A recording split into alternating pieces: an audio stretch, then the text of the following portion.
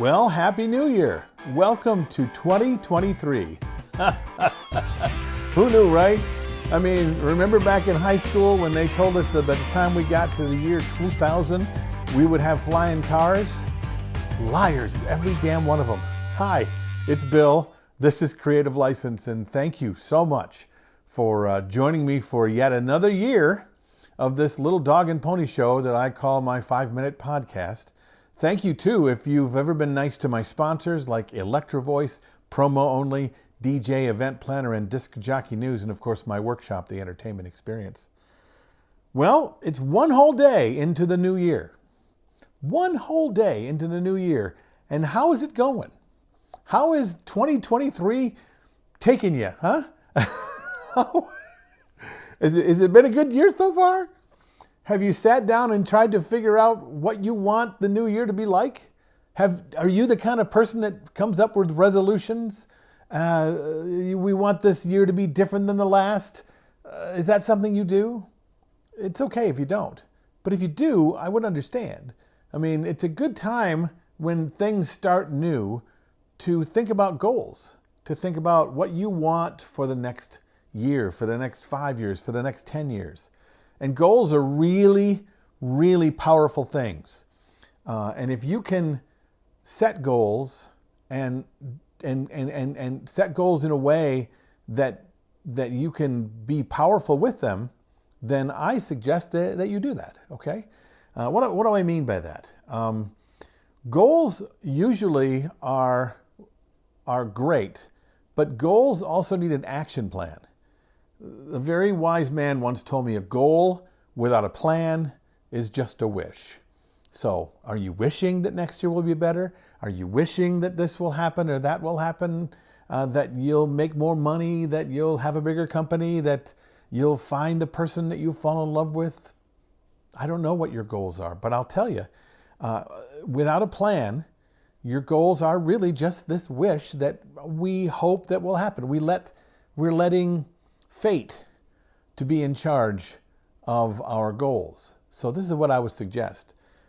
Pick one of those goals. Pick an outrageous one, something you really want, something you know, one that you're not even sure you can have, okay?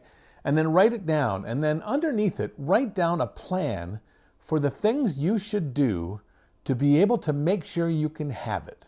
Because that's what the plan is, right? Can you sit down and write down, well, I would have to do this, and I would have to do that. I would have to do this, and I would have to do that. And when you make that plan, can you set up some deadlines on those things that you have set up, right? I have to do this. Well, okay, you have to do this when? When do you plan to do it? When do you have to plan to have it finished? And then once you have that thing together, once you've written down what you want, the plan that you need to have it, the deadlines necessary to make each one of those things come true, write them down, put them up, and put them on your calendar and check them in every single day. Now, there are some people that say that having an accountability partner is a great thing to have as well. You could share this goal and this action plan with a friend of yours, someone that you have to check in with them once a week, so they can say, so what have you done? And how is it going? Or you can try to keep yourself to account, but the question I would ask you is, how has that worked for you in the past?